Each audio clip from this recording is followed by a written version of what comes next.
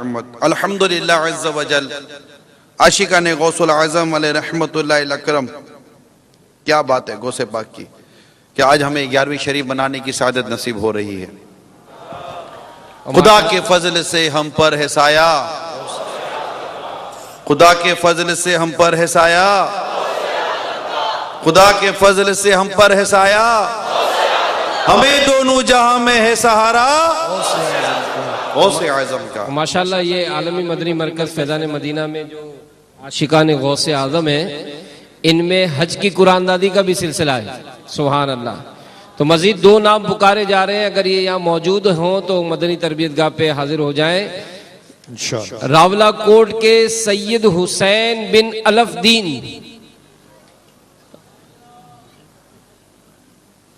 सैयद हुसैन बिन अलफदीन Rawla coat, और मोया गुलाम शाह बागरानी टंडो मोहम्मद खान के अली अहमद बिन मोहम्मद सिद्दीक, अली अहमद बिन मोहम्मद सिद्दीक, अली अहमद बिन मोहम्मद सिद्दीक, ये 4 नाम पुकारे गए। ये मदनी तरबियत गाह पे राब्ता फरमाए। आज उन खुश नसीबों में फाइनल कुरानदादी भी होगी जिनको हज का टिकट पेश किया जाएगा। सल्लु अलल हबीब सल्लल्लाहु तआला अला मुहम्मद। अमीर सुन्नत लिखते हैं कि आबाई गांव कुतियाना गुजरात का एक वाकया किसी ने सुनाया था कि वहां एक गौसे पाक का दीवाना रहा करता था, जो कि 11वीं शरीफ निहायती एहतिमाम से मनाता था। एक खास बात उसमें यह भी थी कि वो सैयदों की बेहद ताजीम करता। नन्हे मुन्ने सैयदजादों पर शफकत का यह हाल था कि इन्हें उठा उठा कर फिरता और इन्हें शिरीनी वगैरह खरीद कर पेश करता। इस दीवाने का इंतकाल हो गया। मैयत पर चादर डाली हुई थी, सोगवार जमात है। अचानक चादर हटाकर वो गौसपा का दीवाना उठ बैठा, गौसपा का दीवाना उठ बैठा। लोग घबरा कर भाग खड़े हुए। उसने पुकार कर कहा, डरो मत, सुनो तो सही। लोग जब करीब आए, वाह, लोग जब करीब आए तो कहने लगा, बात दरअसल ये है कि अभी अभी मेरे 11वीं वाले आका, पीरों के पीर, पीर दस्तगीर, रोशन जमीर, कुतुब रब्बानी, महबूब सुबहानी, गौस समदानी, किंतील नूरानी, शहबाज ला मकानी, पीराने पीर शेख अबू मोहम्मद अब्दुल कादिर जिलानी कुद्दिसा सिरूर नूरानी तशरीफ लाए थे। सुभान अल्लाह। उन्होंने मुझे ठोकर लगाई और फरमाया, हमारा मुरीद होकर बिगैर तौबा किए मर गया है? क्या फरमाया? हमारा मुरीद होकर बिगैर तौबा किए मर गया, उठ और तौबा कर ले। अल्हम्दुलिल्लाह अज़्ज़ व जल, मुझ में रूह लौट आई है ताकि मैं तौबा कर लूं। इतना कहने के बाद दीवाने ने अपने तमाम गुनाहों से तौबा की और कलीमा पाक का विर्द करने लगा। फिर अचानक उसका सर एक तरफ ढलक गया और उसका इंतकाल हो गया। रज़ा का खातिमा बिल खैर होगा, रज़ा का खातिमा बिल खैर होगा, अगर रहमत तेरी शामिल है या गौस, अगर रहमत तेरी शामिल है या गौस। आपको निस्बत हमारी देखो तो सही कि गौसे पाक रहमतुल्लाह ताला अलैह कितनी अजीम और बरकतों वाली ये शख्सियत हैं कि अल्लाह ताला ने इनको कैसा बुलंद मकाम अता फरमाया कि फरमाते हैं कि मेरा मुरीद चाहे कितना ही गुनाहगार हो, वो उस वक्त तक नहीं मरेगा जब तक तौबा ना कर ले। ये जो किताबों में लिखा है, ये रिसाला अमीर सुन्नत का जिन्नात का बादशाह, उसमें से भी मैं अभी आपको पढ़कर मैंने ये दो एक मदनी फूल बयान किए हैं, अगर थोड़ी सी गौर करें ना, मेरे जितने भी गौसे पाक के गुलाम हैं, थोड़ा सा गौर करें, ये मेरे गौसे पाक रहमतुल्लाह ताला अलैह की गुलामी की बरकत, शायद मेरा गुमान है कि हर ही मुरीद सम जानता होगा, मेरा गुमान है वो ये है कि बात तकाज़ा बशरियत, एक इंसानी तकाज़ों के पेश नजर बात कर रहा हूं। अगर गुनाह हो जाता है ना, तो जब उससे गौसे पाक के मुरीद बने हैं, हो कुछ यूं रहा है कि जो ही कोई गुनाह हो जाता है या इस तरह की कोई चीज हो जाती है, तो फौरन एक एहसास पैदा होता है कि तौबा कर लो।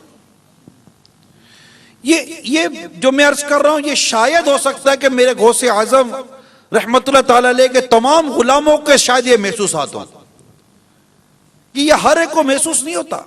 ना गुनाह हर एक को महसूस क्या होता, धड़ल्ले के साथ लोग गुनाह कर रहे होते हैं, समझा तो समझते भी नहीं है, इनकी समझ में नहीं आता। मगर गौसे पाक रहमतुल्लाह ताला अलैह से अगर कोई रूहानी ताल्लुक जुड़ जाता है ना, ये कोई स्पिरिचुअल कनेक्शन अगर मिल जाए ना, तो ये इसकी बरकत देखी है कि अगर खुदा ना खास्ता गुनाह हो जाए ना, एहसास भी साथ मिल जाता है और तौबा की तौफीक नसीब हो जाती है। कि मेरे नबी पाक सल्लल्लाहु ताला अलैहि वसल्लम फरमाते हैं कि गुनाहों से तौबा करने वाला ऐसा है जैसे उसने गुनाह किया ही नहीं, और फिर एक नेकी की तौफीक मिलती है। ये सब मेरा अपना हुस्न ज़न है कि ये मेरे गौसे पाक रहमतुल्लाह ताला अलैह की निस्बत की बरकत है कि एक जज्बा मिलता है, एक नेकी की तौफीक मिलती है, कुछ अच्छा करने का जी चाहेगा। तो यूं करते करते करते करते बंदा जब मौत की दहलीज तक पहुंचता है ना, तो मेरे गौसे पाक रहमतुल्लाह ताला अलैह के गोया कि ये करम सामने आता है कि वो जब मरता है तो तौबा करके दुनिया से रुखसत होता है। कि मेरे गौसे पाक रहमतुल्लाह ताला अलैह का बड़ा वाज़ेह इरशाद है ना, मुरीदी ला तखफ, कहकर तसल्ली दी गुलामों को, मुरीदी ला तखफ, कहकर तसल्ली दी गुलामों को, मुरीदी ला तखफ, कहकर तसल्ली दी गुलामों को, क़यामत तक रहे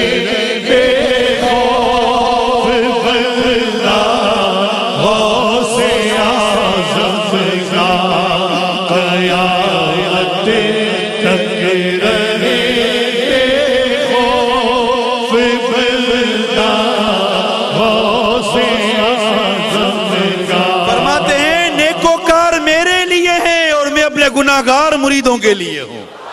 मुरीदी ला तखफ, कहकर तसल्ली दी गुलामों को, मुरीदी ला तखफ, कहकर तसल्ली दी गुलामों को,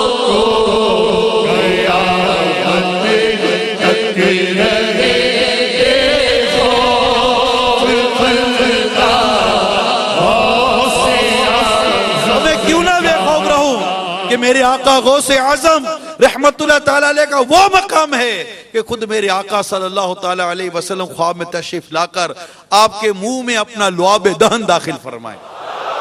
मैं क्यों ना गौसे पाक पर नाज करूं कि सरकार सल्लल्लाहु ताला अलैहि वसल्लम के सदके तुफैल मौला अली कर्रमल्लाहु ताला वजुल करीम अपना लुआब दहन आपको अता फरमाए।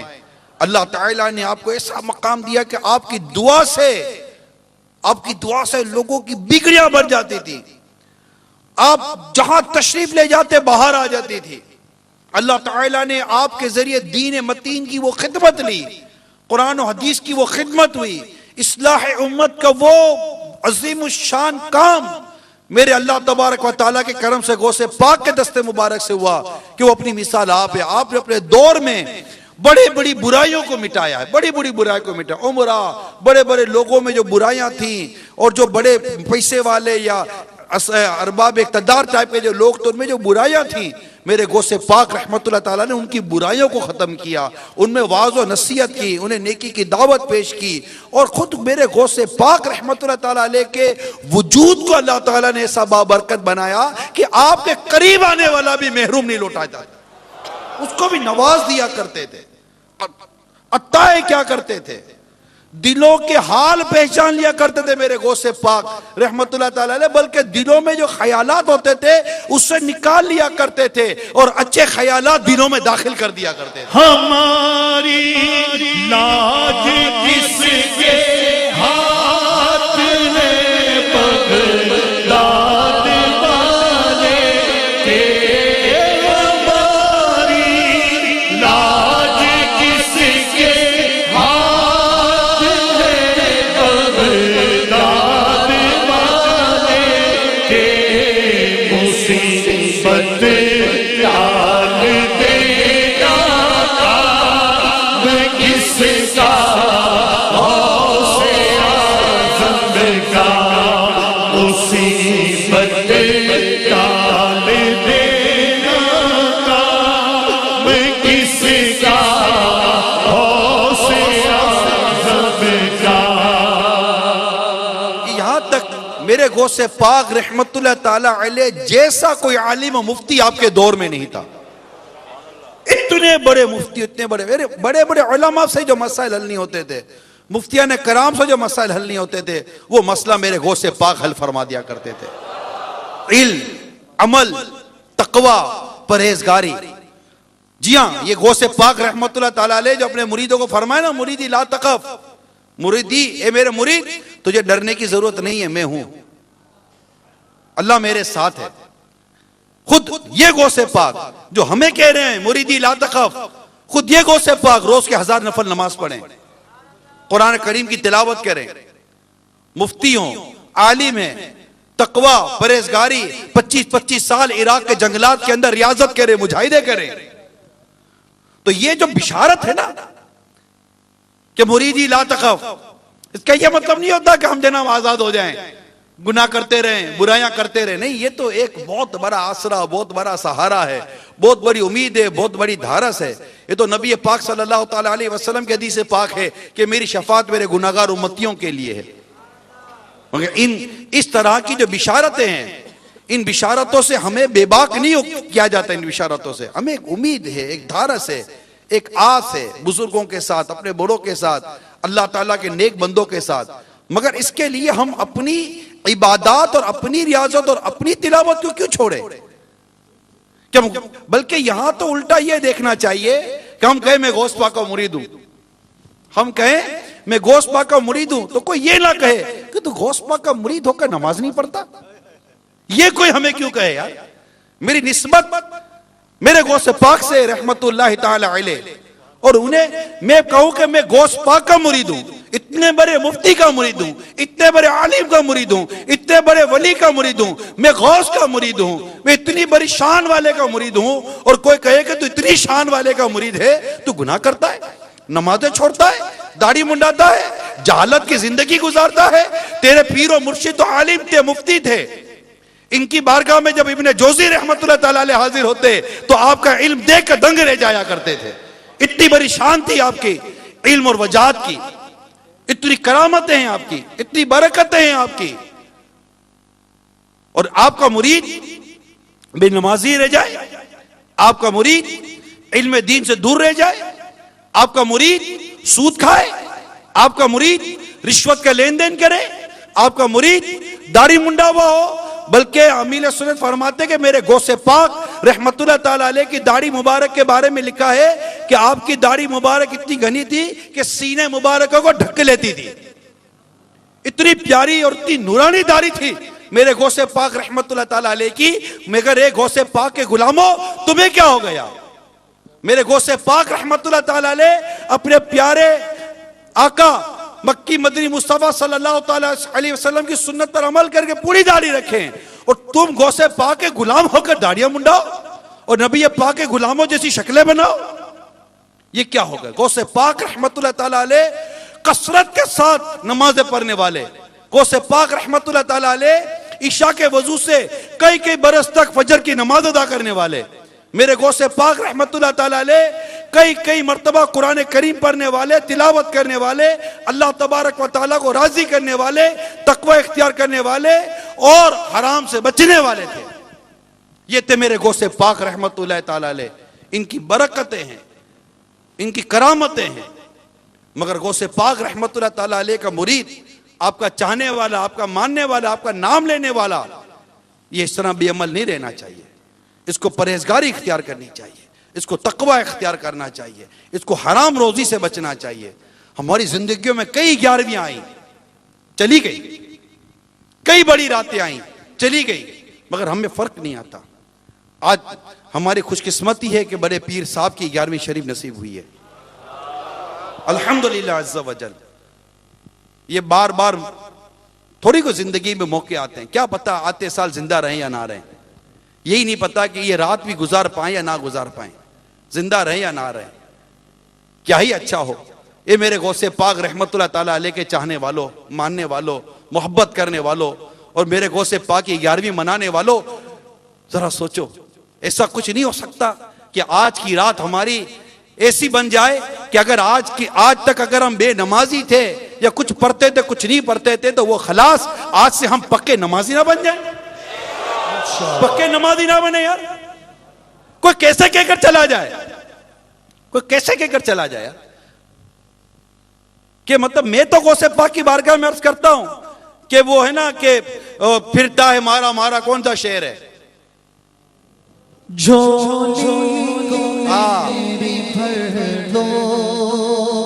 वरना कहेगी दुनिया झोली तुम्हें भर दो, वरना कहेगी दुनिया ऐसे सखी का मंगता, शागे जीना का मंगता, फिरता है मारा मारा, शागे जीना का मंगता, फिरता है मारा मारा।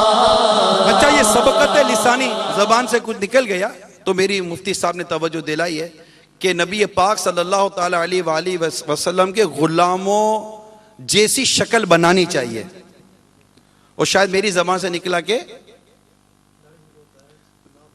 ना बनाओ, दाढ़ी मुंडाने वालों को कहा है कि गुलामों जैसी शक्ल ना बनाओ, तो ये ना गलत निकल गया, गुलामों जैसी शक्ल बनाएं। आका दो जहां सल्लल्लाहु ताला अलैहि वसल्लम के गुलामों जैसी शक्ल बनानी है। सल्लु अलल हबीब सल्लल्लाहु ताला, सच्चे गुलामों जैसी, अच्छे गुलामों जैसी, गुलामों जैसी शक्ल बनानी है। ओ है पूरी दाढ़ी, एक मुट्ठी दाढ़ी चेहरे पर सजानी है। तो हम गौसे पाक रहमतुल्लाह ताला अलैह के मुरीद हैं, आपसे मोहब्बत करते हैं, आपसे ताल्लुक कायम करते हैं, चाहे सोहरवर्दी हैं, चाहे चिश्ती हैं, चाहे नक्शबंदी हैं, किसी भी सिलसिले के हैं। मगर अल्हम्दुलिल्लाह इन सिलसिलों के जो बुजुर्ग थे वो भी गौसे पाक से मोहब्बत करने वाले थे। बल्कि हकीकत तो ये कि इमाम शहाबुद्दीन सोहरवर्दी रहमतुल्लाह ताला अलैह को तो इस मकाम तक ले जाने वाले भी मेरे गौसे पाक थे रहमतुल्लाह ताला अलैह। जब आप बारगाह गौसियत में हाजिर हुए तो मेरे गौसे पाक ने कहां से कहां पहुंचा दिया इमाम शहाबुद्दीन सोहरवर्दी रहमतुल्लाह ताला अलैह को। इसकी वजाहत मेरे आला हज़रत इमाम अहले सुन्नत रहमतुल्लाह ताला ने फतावा रज़विया में की है।